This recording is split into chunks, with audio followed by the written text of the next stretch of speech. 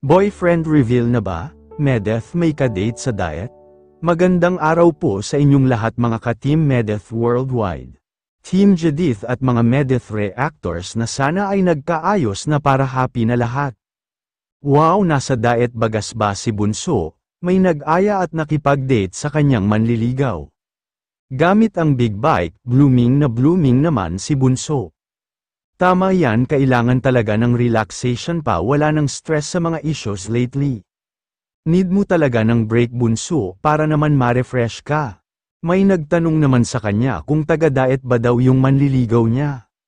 Biglang sagot niya na secret at sabay tawa. Dapat daw talaga kahit may isang araw daw na stress-free na yung wala ka daw iisipin. Iyong hihinga ka lang daw na maluwag sa dibdib mo. Wow, nagbigay naman ng hint si Medeth na rider daw yung manliligaw niya. Ang dami naman nagsasabi na mukhang in love si Bunso Medeth. Yan lang daw lagi, masaya lang parati lang nakangiti. Para masaya daw yung mga nanunood, at sabi naman niya na sana daw ay magkaayos na ang lahat. Kasi daw mahirap mabuhay na may sama ng loob, kaya sabi niya love na lang daw tayo guys. May nagtanong din kung magkita daw ba sila ni Carla. Sabi naman niya baka hindi na daw kasi hindi naman sila magtatagal sa diet. At hindi daw niya alam saan daw sila ngayon, marami naman ang gustong makita at na-curious sa kadate ni Bunso kaso hindi niya ito pinakita. Marami naman ang kinilig kay Medeth at happy daw sila kung saan si Bunso ay happy. Sabi nga ni Medeth at the right time makita daw natin yung kadate niya. May nagsabi naman na kung pwede i-vlog daw ang pagmomotor nila. Sabi naman niya next time daw at bibili pa sila ng stick para makapag-vlog sila na magmotor.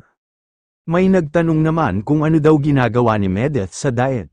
Na agad naman niya sagot wala lang guys, relax din tayo guys.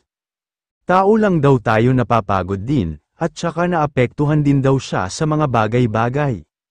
Kaya dapat din mag-unwind at magpahinga. Ipahinga din daw ang katawan. Ang emotion at mental health, may nagtanong naman na kailan daw ipakilala ni Bunso ang kadate niya sa family niya. Sabi naman niya na kung sigurado na talaga siya na ito na yung right guy para sa kanya.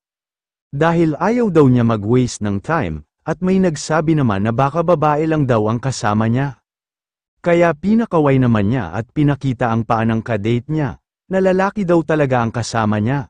Pero di pa niya pinakita ang mukha, na mas na-e-excite naman at na-curious ang lahat at nagsabi na alagaan at mahalin si Bunso huwag daw itong sasaktan, dahil marami siyang makakalaban, inspired naman at happy si Medeth, sana nga daw ito na yung lalaking magmamahal sa kanya habang buhay. Hanggang sa muli po mga ka-viewers, maraming salamat po sa inyong lahat.